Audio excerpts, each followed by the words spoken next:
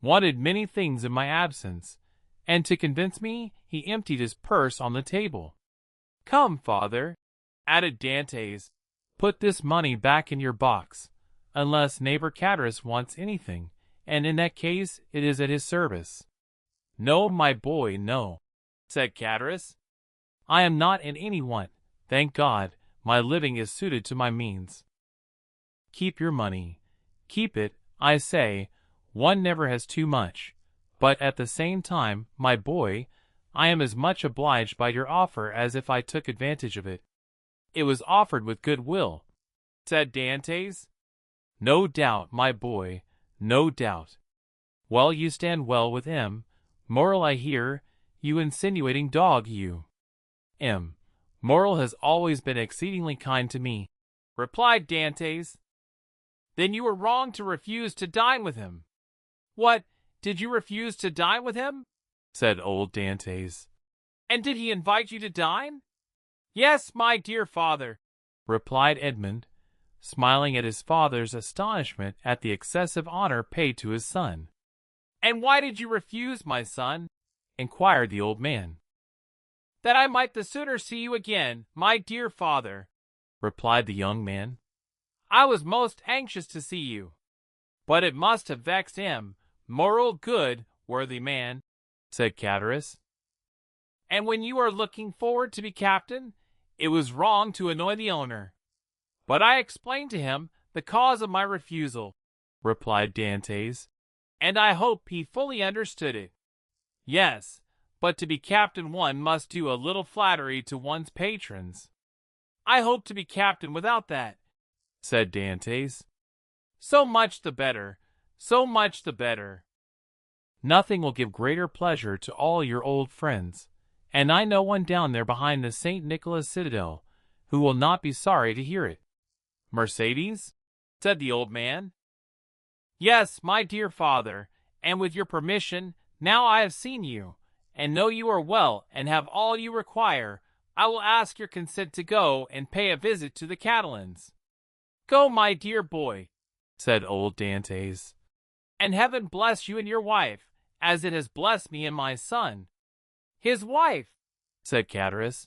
Why, how fast you go on, Father Dantès.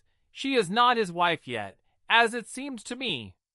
No, but according to all probability she soon will be, replied Edmond. Yes, yes, said Chatteris, but you were right to return as soon as possible, my boy. And why? Because Mercédès is a very fine girl, and fine girls never lack followers. She particularly has them by dozens. Really? Answered Edmond, with a smile which had in it traces of slight uneasiness. 0039M. Ah, yes, continued Chatteris, and capital offers, too, but you know, you will be captain, and who could refuse you then? Meaning to say, replied Dantès, with a smile which but ill concealed his trouble, that if I were not a captain, said Chatteris, shaking his head. Come, come, said the sailor. I have a better opinion than you of women in general, and of Mercédès in particular, and I am certain that, captain or not, she will remain ever faithful to me. So much the better, so much the better, said Chatteris.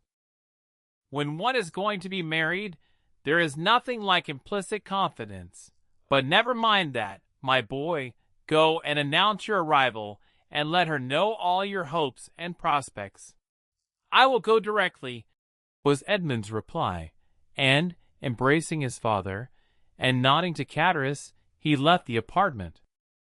Chatteris lingered for a moment, then taking leave of old Dantès, he went downstairs to rejoin Danglars, who awaited him at the corner of the Rue Seneca. Well, said Danglars, did you see him? I have just left him, answered Chatteris. Did he allude to his hope of being captain? He spoke of it as a thing already decided. Indeed, said Danglars, he is in too much hurry, it appears to me. Why, it seems him. Morrel has promised him the thing, so that he is quite elated about it?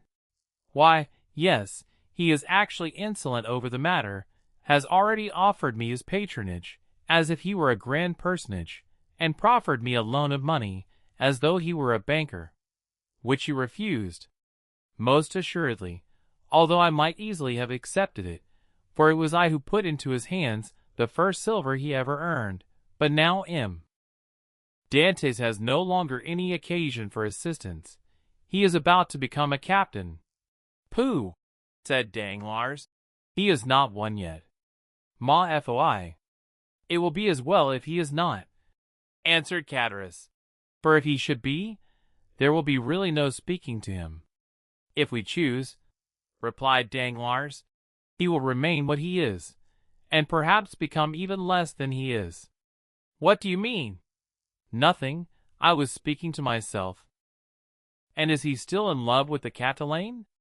Over head and ears, but unless I am much mistaken, there will be a storm in that quarter. 0041M. Explain yourself. Why should I? It is more important than you think, perhaps. You do not like Dantès? I never like upstarts. Then tell me all you know about the Catalane.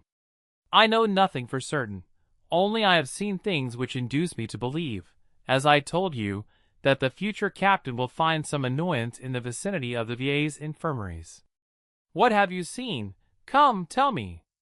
Well, every time I have seen Mercédès come into the city she has been accompanied by a tall, strapping, black-eyed Catalan, with a red complexion, brown skin, and fierce air, whom she calls cousin. Really? And you think this cousin pays her attentions? I only suppose so. What else can a strapping chap of 21 mean with a fine wench of 17? And you say that Dantès has gone to the Catalans? He went before I came down. Let us go the same way.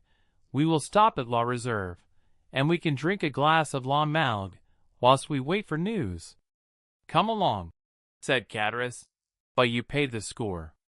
Of course, replied Danglars, and going quickly to the designated place, they called for a bottle of wine and 2 glasses. Père Pamphile had seen Dantès pass not 10 minutes before, and assured that he was at the Catalans, they sat down under the budding foliage of the planes and sycamores, in the branches of which the birds were singing their welcome to one of the first days of spring. Chapter 3. The Catalans beyond a bare, weather-worn wall, about 100 paces from the spot where the 2 friends sat looking and listening as they drank their wine, was the village of the Catalans. Long ago, this mysterious colony quitted Spain, and settled on the tongue of land on which it is to this day. Whence it came no one knew, and it spoke an unknown tongue. One of its chiefs, who understood Provençal, begged the commune of Marseilles to give them this bare and barren promontory, where, like the sailors of old, they had run their boats ashore. The request was granted, and 3 months afterwards, around the 12 or 15 small vessels which had brought these gypsies of the sea, a small village sprang up. This village, constructed in a singular and picturesque manner, half Moorish, half Spanish, still remains, and is inhabited by descendants of the first comers, who speak the language of their fathers. For 3 or 4 centuries they have remained upon this small promontory, on which they had settled like a flight of seabirds, without mixing with the Marseillaise population, intermarrying, and preserving their original customs and the costume of their mother country, as they have preserved its language. Our readers will follow us along the only street of this little village, and enter with us one of the houses, which is sunburned to the beautiful dead-leaf color peculiar to the buildings of the country, and coated with whitewash, like a Spanish posada. A young and beautiful girl, with hair as black as jet, her eyes as velvety as the gazelle's, was leaning with her back against the wainscot, rubbing in her slender delicately molded fingers a bunch of heath blossoms, the flowers of which she was picking off and strewing on the floor. Her arms, bare to the elbow, brown, and modelled after those of the Arlesian Venus, moved with a kind of restless impatience. and she tapped the earth with her arched and supple foot, so as to display the pure end, full shape of her well-turned leg, in its red cotton, gray and blue clocked stocking. At 3 paces from her, seated in a chair which he balanced on 2 legs, leaning his elbow on an old worm-eaten